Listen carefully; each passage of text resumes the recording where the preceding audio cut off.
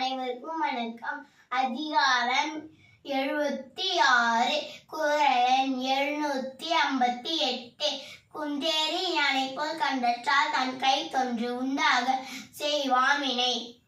விளக்கம்: தன் கையில் ஒரு பொருளை வைத்துக் கொண்டு ஒரு செயலை செய்தல் என்பது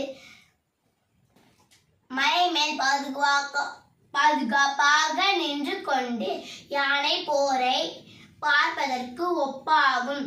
வணக்கங்க எல்லாருக்கும். என் பேர் ராமசாமி. என் பொன் திருமணத்திற்கு இன்னும் 10 நாட்கள் இருந்தது.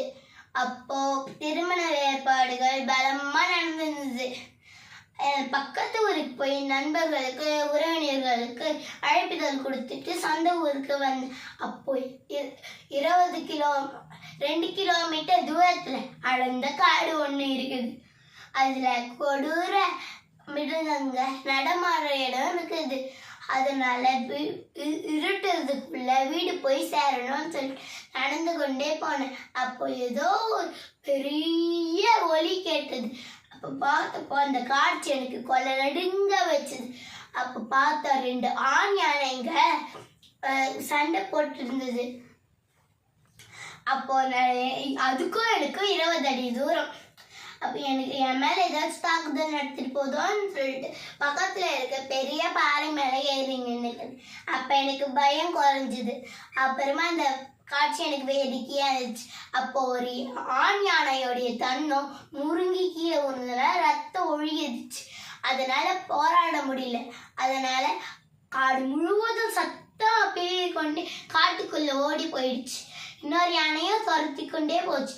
அப்புறமா நான் பாறையிலிருந்து இறங்கி வீட்டுக்கு கிளம்பி போயிட்டு 10 நாள் முடிஞ்சிடுச்சு. எல்லாரும் மணமக்களை வாழ்த்திட்டு வீட்டுக்கு கிளம்பி போனாங்க. அப்போ என் நண்பன் நான் போயிட்டு வரேன்னு சொல்லும் போது பலமா இருந்துச்சு சாப்பாடு எல்லாம் சொல்லிட்டு, இதுக்கு எவ்வளவு செலவாயிருக்கும்னு கேட்டேன்.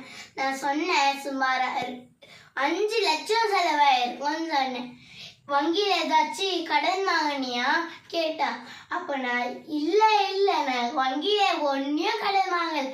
நான் ஓய்வு பெறும்போது அதில் வந்த காசு தான் நான் இப்போ சேர்த்து வச்சிருந்தால என் மகளுக்கு திருமணத்திற்கு உதவுச்சு சொன்னேன். என் அண்ணன் சொன்னால், இது மாதிரி கையில் காசு இருக்கும்போது வீடு கட்டவோ திருமணம் செய்யவோ காசு செலவழிச்சா நம்மளுக்கு பெரிய சந்தோஷம் அதில் தான் இருக்கு சொல்லிட்டு வீட்டுக்கு போயிட்டு வரேன்னு சொல்லிட்டு போயிட்டேன். நன்றி, வணக்கம்.